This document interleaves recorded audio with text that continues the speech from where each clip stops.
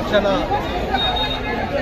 Urea కొరత గురించి గత నెల రోజులుగా ఇక్కడ ఇబ్బందులు పడుతుంటే పట్టించుకోని ఎమ్మెల్యే కానీ ఎంపీ కానీ పట్టించుకోకుండా ఈ రైతుల ఇబ్బందులను చూడాలని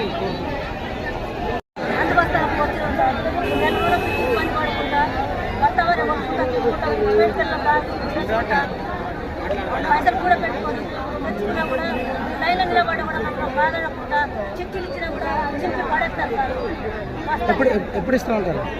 ఎప్పుడైతే రేపొస్తే మాపోతే అని పక్క పడేస్తారు. చిక్కులు ఇచ్చినా పోతే పడేస్తారు. పట్టించుకుని రాదు లేడు. ఇప్పటికైనా కలెక్టర్ కానీ స్థానిక ఎమ్మెల్యే కానీ ఇప్పుడు ఎంపీ కానీ అసలు ఎక్కడ పోయినా వాళ్ళు అర్థం కావట్లేదు. అసలు ఈ ప్రభుత్వం ఉందా లేదా? అసలు దివాళ తీసిన ప్రభుత్వం ఇక్కడ ప్రజలను అన్యాయంగా ఇబ్బంది పెడుతుంది. 10 సంవత్సరాల కాదు కేసీఆర్ ప్రభుత్వం ఒకనాడు రాలేదు. దీన్ని ఖండిస్తున్నాం మేము. తీవ్రంగా ఖండిస్తున్నాం. రైతులను ఆదుకోవాలని చెప్పి కోరుకుంటున్నాం. వచ్చి నిద్రలో ఉన్నటువంటి రేవంత్ రెడ్డి ప్రభుత్వం ముందు చూపు లేకుండా రైతులకు నష్టం వాటిల్లే విధంగా మరి ప్రవర్తిస్తూ ఉన్నది.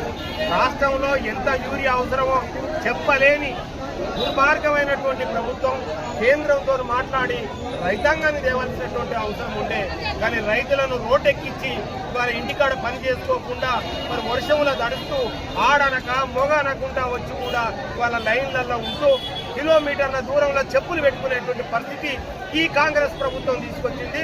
గత 10 సంవత్సరాలుగా ఏనాడు రానటువంటి బాధ ఈ ప్రభుత్వంలో రైతులకు వచ్చింది.